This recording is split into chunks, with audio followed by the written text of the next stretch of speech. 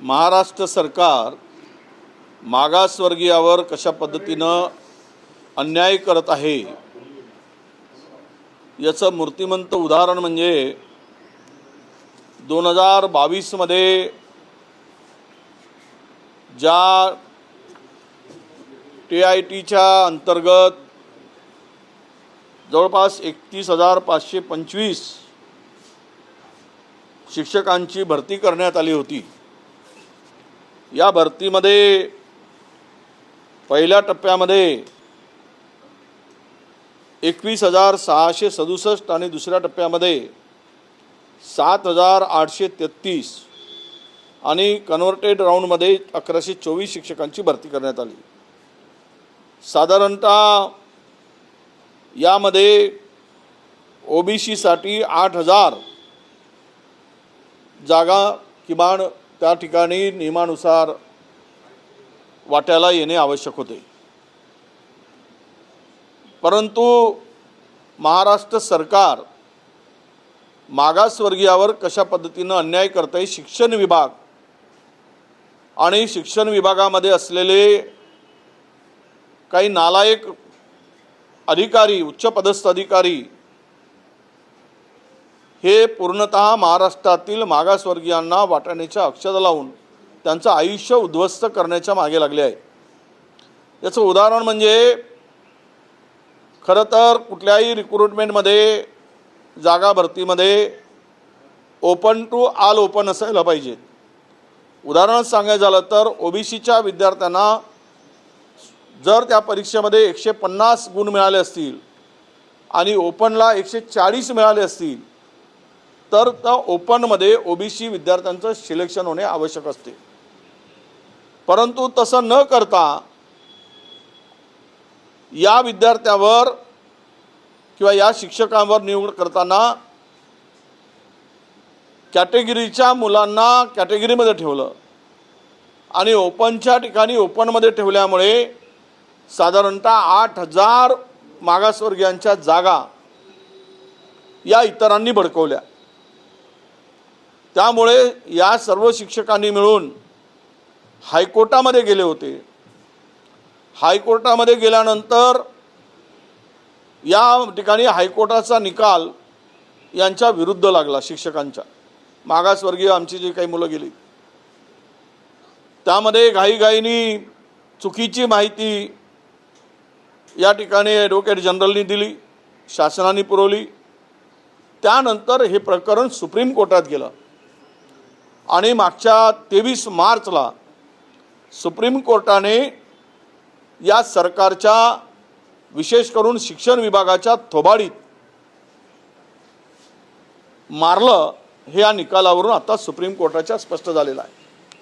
Supreme कोर्टाने स्पष्ट करताना हे सांगितलं की कॅटेगरीच्या मुलांचं मेरिट पहिले सिलेक्ट करा आणि मेरिटनुसार त्यांचं सिलेक्शन झाल्यानंतर उर्वरित जागेवर मेरिटप्रमाणे ओपनचं सिलेक्शन झालं पाहिजे। मी सांगताना तुम्हाला जे काही सांगितलं की जे ओपन टू ऑल ओपन, मग ते ओपनमधले असू देत, SC मधले असू देत, ST मधले असू देत, OBC मधले असू देत, यामधून मेरिटची यादी पहिली काढली जाते। तसं न करता कॅटेगरीच्या मुलांची यादी बाजूला केली गेली। म्हणजे 140 वाला गुणवाला मुलगा तो ओपनमध्ये सिलेक्ट झाला शिक्षक म्हणून आणि 155 वाला मुलगा जो मिळाला, 155 गुण मिळाले, तो त्या कॅटेगरीमध्ये सिलेक्ट केला। त्यामुळे कमी गुण मिळालेले विद्यार्थी आहेत त्यांच्यावर हा फार मोठा अन्याय आहे। आता या निकालानंतर मी कालही संबंधित अधिकाऱ्यांशी बोललो की हे लवकरात लवकर, कारण कोर्टाने सांगितलं आहे सुप्रीम कोर्टाने, हे रद्द करा, ॲज पर मेरिट तुम्ही लिस्ट लावा, सिलेक्शन करा आणि झालेलं ते काय जे चुकीचं झालेलं आहे असं सर्वोच्च न्यायालयाने सांगितलं। जर या 31,000-32,000 जागामध्ये मागासवर्गीयांचा वाटा कोणी ओढून घेत असेल, काढून घेत असेल तर या राज्यातील मागासवर्गीय सुरक्षित आहे का, त्यामध्ये SC ST OBC सुरक्षित आहे का, हा खरा प्रश्न आहे। आणि अजूनही सुप्रीम कोर्टाचा निकाल लागल्यानंतरही सरकार ती फाईल पुढे नेत नाही आहे, म्हणजे सर्वोच्च न्यायालयाला सुद्धा ऐकायचं नाही अशी भूमिका सरकारची मला दिसते आहे. आम्ही या संदर्भात जर 3 महिन्यामध्ये सरकारची भूमिका स्पष्ट झाली नाही तर पुन्हा आम्ही कंटेम्प्ट टाकू आणि आमच्या मागासवर्गीयावर झालेल्या अन्यायाविरुद्ध, ओबीसीवर झालेल्या अन्यायाविरुद्ध आम्ही लढू. आमच्या वाट्याची जागा दुसरे कोणी बळकावून जर त्या ठिकाणी अन्याय करत असेल आणि शिक्षण विभाग डोळे झाकून हे सगळं करून घेत असेल तर मात्र ते सहन करणार नाही. मी मुख्यमंत्र्यांनाही पत्र लिहिणार आहे आणि त्यांनाही भुजबळ साहेबांनी सुद्धा पत्र लिहिलं आहे की आमच्यावर अन्याय आहे म्हणून. पण हे एकूण जाणून बुजून मागासवर्गीयाला संपवण्यासाठी अशा प्रकारचं एक षडयंत्र आहे असं माझं मत आहे. रोहित पवारांनी प्रदेशाध्यक्षांना फोन केला बारामतीमधून माघार घेण्यासाठी, तर आता सूत्रांकडून माहिती मिळते की उमेदवारी अर्ज मागे घेण्याची शक्यता आहे. नाही, चर्चा कालच झाली आमची. प्रदेशाध्यक्ष, मी, बंटी पाटील आणि आम्ही सगळ्या नेत्यांनी चर्चा केली. आज सकाळीसुद्धा मला प्रदेशाध्यक्षांच्याकडून आपण या सगळ्या संदर्भात चर्चा आमची त्यांच्याबरोबर झाली, त्यांचाही फोन होता आणि आम्ही निर्णय घेतला आहे की आता बारामतीतून उमेदवारी अर्ज मागे घेण्याचा निर्णय प्रदेशाध्यक्षाबरोबर चर्चेनंतर घेण्याचं ठरलं आहे. हा प्रदेशाध्यक्षांनी आम्ही तिथल्या लोकांशी चर्चा केल्यानंतर बंटी पाटील आहेत, त्यांचंही मत आहे. आता ह्या निर्णयाच्या पूर्वी आम्हाला दिल्लीच्या हायकमांडशी चर्चा करून त्यांच्या कानावर ही गोष्ट टाकावं लागेल आणि त्यांचा आदेश आल्यानंतर तो फॉर्म विड्रॉल करण्याची प्रक्रिया पूर्ण होईल. म्हणजे महाराष्ट्रातील काँग्रेसच्या सर्व वरिष्ठ नेत्यांची भावना आहे की ते मागे झालं पाहिजे अशी भावना? नाही, आमची भावना म्हणण्यापेक्षा आम्हाला, विशेष करून मला तर नाही पण प्रदेशाध्यक्षांना अनेकांचे फोन आलेत, सत्ताधारी पक्षातील म्हणा किंवा उपमुख्यमंत्री ज्या आता निवडणूक लढत आहेत सुनीत्राजी पवार, आणि यांचाही फोन होता, त्यांना फोन होता आणि तिथली एकूण परिस्थिती मीन्स एकूण आमच्या सगळ्या लोकांची भावना लक्षात घेता तिकडे निवडणुकीमधून या निवडणुकीमध्ये पुढे जाणं हे थांबवावं अशा प्रकारची भावना, भूमिका दिसली. त्यामुळे आमच्या सगळ्या लोकांचं एकमत झालेलं आहे. आज श्रेष्ठींशी बोलून दुपारपर्यंत फॉर्म होईल त्यांच्या परवानगीने असं मला आज बोलून घेत आहेत, प्रदेशाध्यक्ष बोलत आहेत. कदाचित मलाही फोन आला, येईल, विचारणा होईल आणि त्यांच्या कानावर ती गोष्ट टाकूनच आम्हाला हा निर्णय घ्यावा लागेल. म्हणजे भाऊ, राज्यातल्या सर्वच काँग्रेस नेत्यांची अशी इच्छा आहे की ही निवडणूक बिनविरोध व्हावी, काँग्रेसने या निवडणुकीत लढावी नाही असं सगळ्यांचं मत आहे. नाही, बघा, आमचं मत म्हणण्यापेक्षा आम्हाला त्यांनी वारंवार विनंती केली. खरं तर यापूर्वी निवडणुका झाल्या आहेत, हे काही भारतीय जनता पक्षाने काही पाळलं नाही. अनपोज निवडणुकीचं साठी ज्या ठिकाणी कुटुंब एखाद्या सिटिंग MLAची MP ची ज्यावेळेस डेथ होते त्यावेळेस आपण त्यांच्या कुटुंबियाकडे फार भावनेने बघतो, वेगळ्या भावनेने, आणि त्यामुळं त्या निवडणुका अनपोज व्हाव्यात अशा साधारणच्या भावना आहे. पण नांदेडमध्ये असेल किंवा पंढरपूरमध्ये असेल, अनेक ठिकाणी त्या ठिकाणी या निवडणुका म्हणजे बिनविरोध झालेल्या नाहीत. त्यामुळे याही वेळेस आमची अशी भावना होती की तर पळता परंपरा किंवा पाळतच नसतील कोणी, जे काय आपण एकमेकाला घेऊन समजून त्यावेळेस दुःखामध्ये एकमेकाला जी मानवतेची, माणुसकीची एक भावना असते, भूमिका असते, एक भावनिक त्यामध्ये नातं म्हणजे जोपासलं जातं. पण ते होताना दिसलं नाही म्हणून आम्ही फॉर्म भरला होता. पण अनेकांच्या ज्या संदर्भातल्या आत्ताच्या भावना आहेत, अजितदादांच्यावर एक नेता म्हणून असलेलं प्रेम आहे किंवा एक नेता म्हणून त्यांना लोकांमध्ये एक स्थान होतं, महाराष्ट्राच्या राजकारणात एक अग्रगण्य असं स्थान होतं. अशा कुटुंबातील पत्नीचं त्यावेळेस उमेदवारी अर्ज आहे. तर ही भावना अनेकांनी बोलून दाखवली. त्यामुळे आम्ही तिघही नेत्यांनी चर्चा करून हायकमांडला विचारणा केलेली आहे. हायकमांडचा आदेश आला की तो प्रक्रिया आज पूर्ण होईल असं मला वाटतं. चला, आता ते मला सांगता येणार नाही. आम्ही विचारूनच हा निर्णय घेणार आहोत. त्यांची भूमिका, त्यांच्या मनात काय आहे ते मी आत्ता सांगणार नाही, पण आमच्या मनात काय आहे ते आम्ही भावना त्यांच्यापुढे मांडलेल्या आहेत. सुनेत्रा पवार या बिनविरोध निवडणूक व्हाव्या यासाठी एकट्याच लढताना दिसला. प्रफुल्ल पटेल असेल किंवा तटकर असेल यांच्याकडून कुठले प्रयत्न झाल्याचे दिसलं नाही. सुनेत्रा पवारच सर्व नेत्यांशी बोलत असल्याचं एकूण चित्र पाहायला मिळालं. त्यामुळे ही निवडणूक बिनविरोध व्हावी की नाही या बाबतीत स्वतः राष्ट्रवादीमध्ये संभ्रम होता असं दिसतं. असं आहे, अजितदादा असताना विलिनीकरणाची जी भूमिका होती त्याला या दोन्ही नेत्यांचा विरोधच होता. अशी सर्वसामान्य चर्चा महाराष्ट्रात जोरात रंगली होती. यांना हे नको होतं, कारण हे दोनही अत्यंत भारतीय जनता पक्षाच्या जवळ आहेत आणि यांचं पान दोघांचं भारतीय जनता पक्षांच्या हवेशिवाय हालत नाही अशी चर्चा, हे माझं मत नाही, अशी चर्चा महाराष्ट्रामध्ये सर्वदूर होती आणि आजही आहे. त्यामुळे काल परवा जी कार्यकारिणी झाली त्यामध्ये या दोघांना अजूनही कुठलंही महत्त्वाचं पद राष्ट्रीय कार्यकारिणीमध्ये दिलं गेलं नाही किंवा पदाचा उल्लेख नाही. अशा वेळेस यांची स्वाभाविक भावना आहे आणि हे त्याही वेळेस दादापासून दुरावतच चालले होते हे त्यांचे नेतेच बोलतात. कदाचित आजही ती भावना असू शकते. त्यामुळं मी आज यावेळेस बोलणार नाही, पण मी तुम्हाला राष्ट्रवादीमधले अंतर्गत असलेल्या धुसफुसाच्या संदर्भात काँग्रेस म्हणून मला अधिकार नाही तो बोलायचा, पण महाराष्ट्रातल्या राजकारणामध्ये जे चाललं आहे ते या सगळ्या घडामोडीवरून दिसते आहे. सुनेत्राजी पवार यांच्या उमेदवारीला साठी अनपोज होण्यासाठी हे कुठलेच कोणाला फोन केले नाहीत. कदाचित यांना माहीत असेल की आमच्या फोनला काही महत्त्वच नाही, फोन करून उपयोग नाही, आमचं महत्त्व कमी केलं गेलं आणि सुनेत्राताईंनी आमचं महत्त्व कमी केलं. त्यामुळे आहे तेवढीच झाकली मूठ सव्वा लाखाची म्हणून हे शांत कदाचित असतील. सर, नाशिकमध्ये एका मल्टीनॅशनल कंपनीमध्ये काही अशा तरुणींच्या शोषणाचा मुद्दा समोर आलेला, पोलिसांनी तिथे गुन्हाही दाखल झालेला आहे. एका तरुणाला धर्मांतर देखील करण्यात आले. तो वेगळा विषय आहे. त्या मल्टीनॅशनल कंपनीशी याचा विषय नाही आहे. धर्मांतराचा विषय मी वाचलंय. ते मल्टीनॅशनल कंपनी आहे, त्याच्यामध्ये काही तरुणींचे शोषण होत त्यांचं असं ब्रेन वॉश करून त्यांचं लैंगिक शोषण वगैरे करण्यात आलं, अशा पद्धतीचे आरोप होते. पोलिसांनी गुन्हा दाखल केला आहे. आता नाशिक म्हणजे महिलांच्या शोषणाचा आता एक अड्डाच झाला आहे.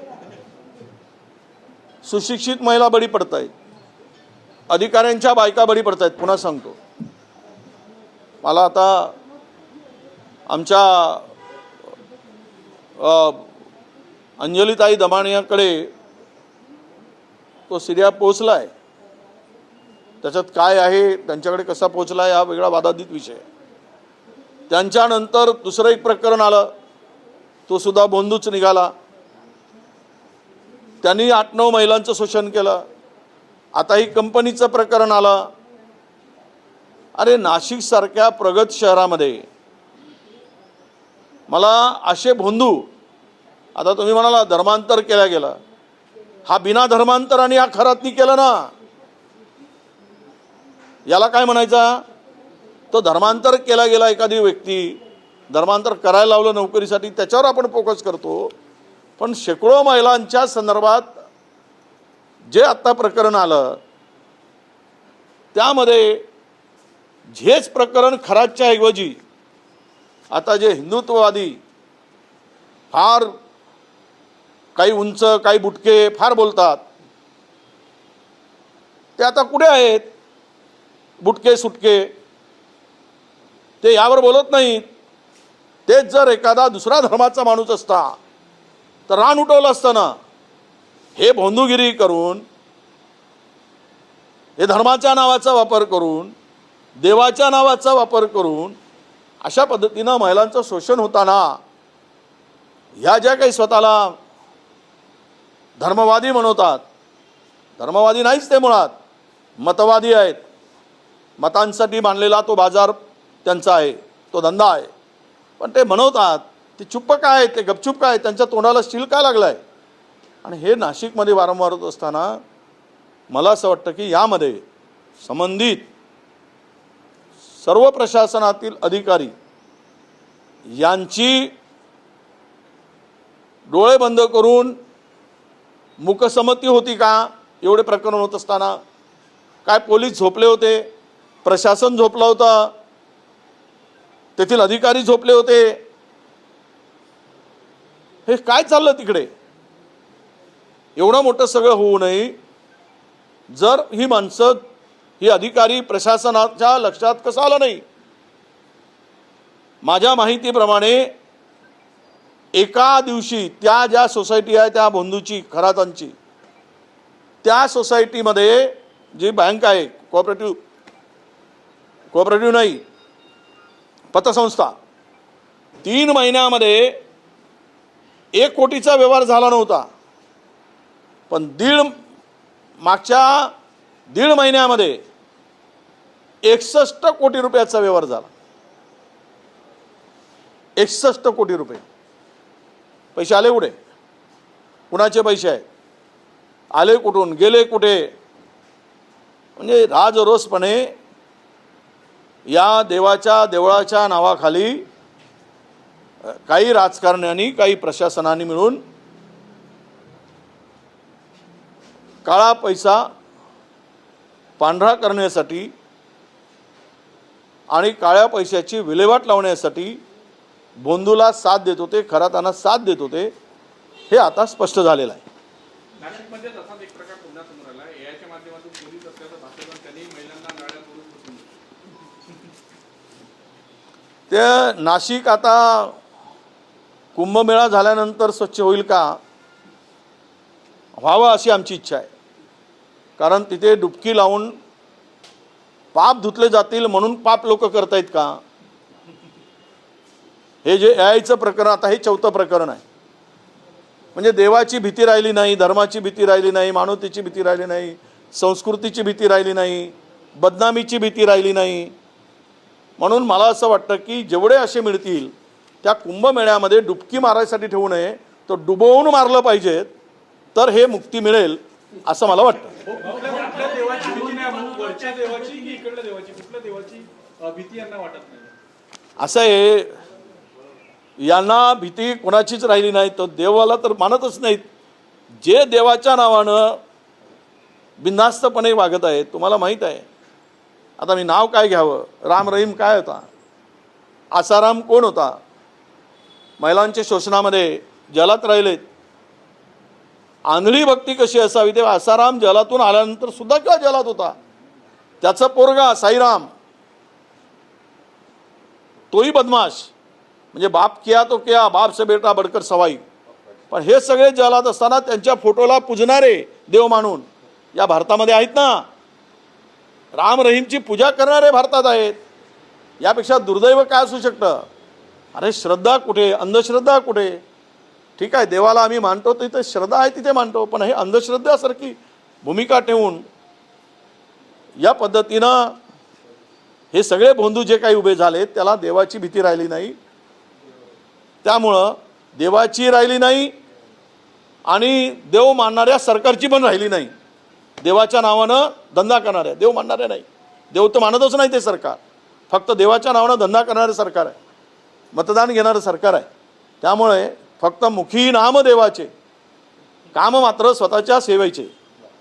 चला, धन्यवाद.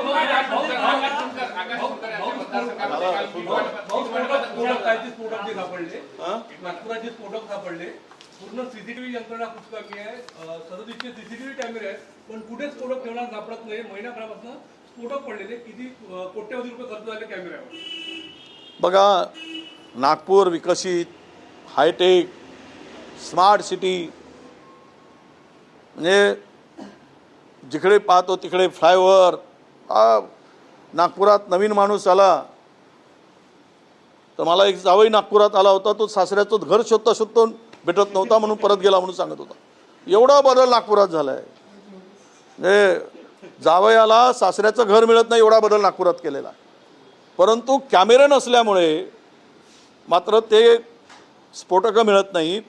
यावर सरकारने आत्तापर्यंत माझ्या माहितीप्रमाणे 550 कोटी रुपये अद्ययावतसाठी खर्च केले.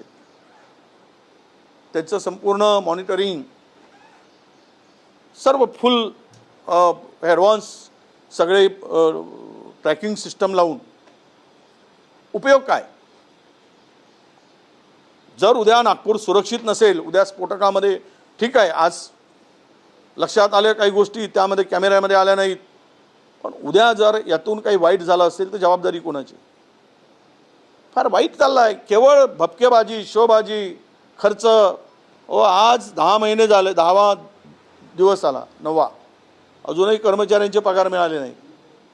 काय महाराष्ट्राची प्रगती आहे? फक्त फायनान्स विभाग, तेवढेच फायनान्स विभागाने आपल्या कर्मचाऱ्याचे पगार केले. पण आता आजच्या तारखेपर्यंत मी जे काल माहिती घेतली, कर्मचाऱ्यांचे पगारसुद्धा महाराष्ट्रातील झाले नाहीत. जे पगार 1 तारखेला होतात, जे वेतन 1 तारखेला दिलं जातं, 9 तारीख आली तरी वेतन दिले नाहीत. महाराष्ट्र आता कंगाल भिकारी होत आहे. चला.